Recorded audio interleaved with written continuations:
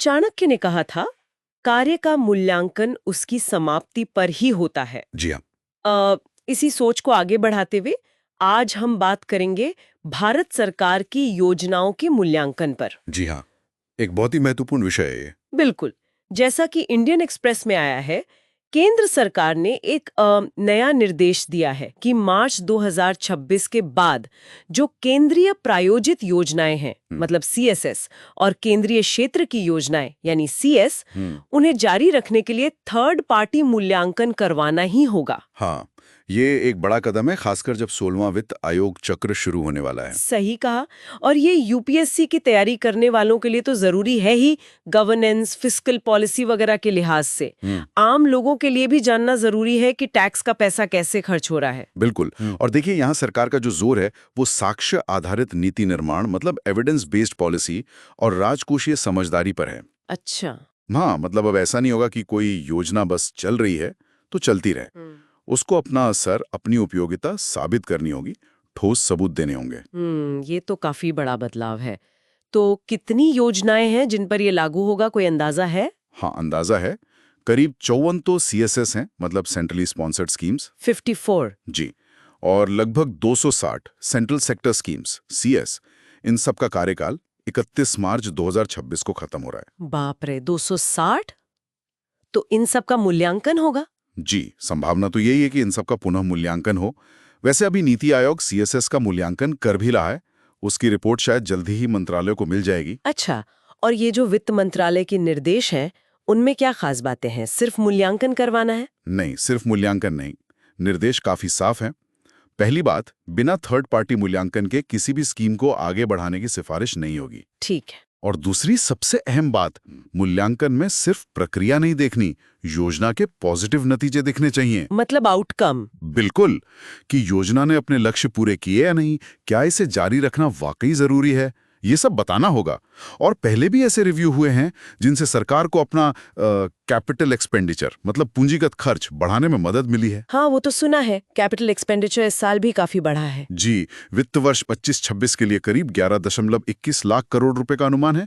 तो ये मूल्यांकन उसी दिशा में एक कदम है, ताकि पैसा सही जगह लगे। अच्छा, ये तो ठीक है कि प्रदर्शन पे जोर है, लेकिन क्या ये चिंता नहीं है कि मूल्यांकन में सिर्फ अच्छी बातें ही दिखाई जाएं? निष्पक्षता कैसे रहेगी? देखिए, ये सवाल तो जायज है। कहा तो गया है कि थर्ड पार्टी मूल्यांकन होगा, पर असली चुनौती तो यही है कि वो मूल्यांकन कितना गहरा और निष्पक्ष होता है।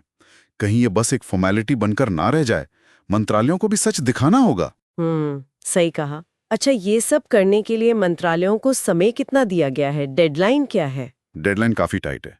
इसी साल जुलाई के अंत तक अपनी योजनाओं का मूल्यांकन पूरा करने को कहा गया है। जुलाई अंत तक? हाँ। बस 2 महीने? हाँ, और उसके बाद उन्हें व्यय वित्त समिति, मतलब ईएफसी से मंजूरी लेनी होगी। और ये सब बजट प्रक्रिया शुरू होने से पहले करना है। बाप रे, तो बहुत तेजी से काम करना होगा।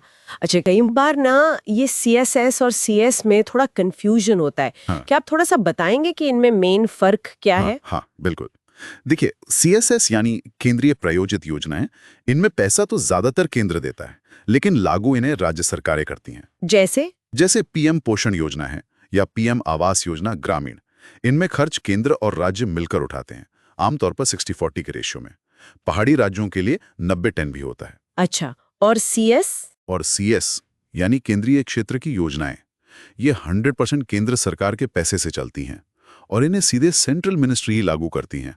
ओके, जैसे कोई उदाहरण? जैसे आपका राष्ट्रीय डिजिटल स्वास्थ्य मिशन हो गया या पीएलआई स्कीम है, ये पूरी तरह से केंद्र के नियंत्रण में होती हैं। समझ गई, बिल्कुल साफ हो गया।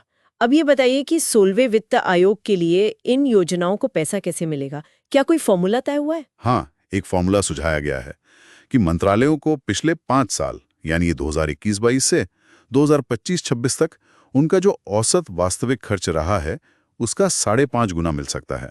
5.5 गुना? जी। लेकिन कुछ मंत्रालय हैं, जैसे स्वास्थ्य मंत्रालय, वो कह रहे हैं कि उनकी जरूरतें ज्यादा हैं, जैसे टीकाकरण वगैरह के लिए, तो उन्हें ज्यादा पैसा चाहिए। पर कैबिनेट सचिव ने साफ किया है कि भाई, अनुमान यथार्थवादी होने चाहिए। सिर्फ मांगने से पैसा नहीं बढ़ेगा, प्रदर्शन और मूल्यांकन यहां भी देखा जाएगा। तो मतलब हर तरफ से प्रदर्शन और मूल्यांकन पर ही जोर है। तो कुल मिलाकर इस पूरे कदम का बड़ा मतलब क्या समझे? देखिए, बड़ी तस्वीर ये है कि ये पब्लिक फाइनेंस मैनेजमेंट में एक तरह की जवाबदेही लाने की कोशिश है, परफॉर्मेंस पर जोर है। और क्योंकि 16वें वित्त आयोग की सिफारिशें आने वाली हैं, तो ये मूल्यांकन तय करेगा कि कौन सी योजनाएं आगे चलेंगी और उन्हें कितना फंड मिलेगा। ये बेसिकली पैसे के सही इस्तेमाल की तरफ एक कदम है। तो यूपीएससी वालों के लिए ये गवर्नेंस, फिस्कल पॉलिसी और सेंटर स्टेट फाइनेंशियल रिलेशंस में एक अच्छी केस स्टडी बन सकती है। बिल्कुल, बिल्कुल। तो संक्षेप में कहें तो योजनाओं को जारी रखने के लिए अब थर्ड पार्टी मूल्यांकन जरूरी, प्रदर्शन होगा मुख्य आधार, और ये सब 16वें वित्त आयोग के तहत फंडिंग तय करने में अहम होगा। हाँ, बिल्कुल सही। सैद्धांतिक तौर पे तो ये कदम सरकारी योजनाओं को ज्यादा असरदार और पारदर्शी बना सकता है। सोचने वाली बात ये है हमारे श्रोताओं के लिए, क्या ये अनिवार्य मूल्यांकन प्रक्रिया सच में जमीनी स्तर पर योजनाओं की क्वालिटी सुधारेगी, या ये सिर्फ एक और सरकारी फॉर्मेलिटी बनकर रह जाएगी? आपकी क्या राय है?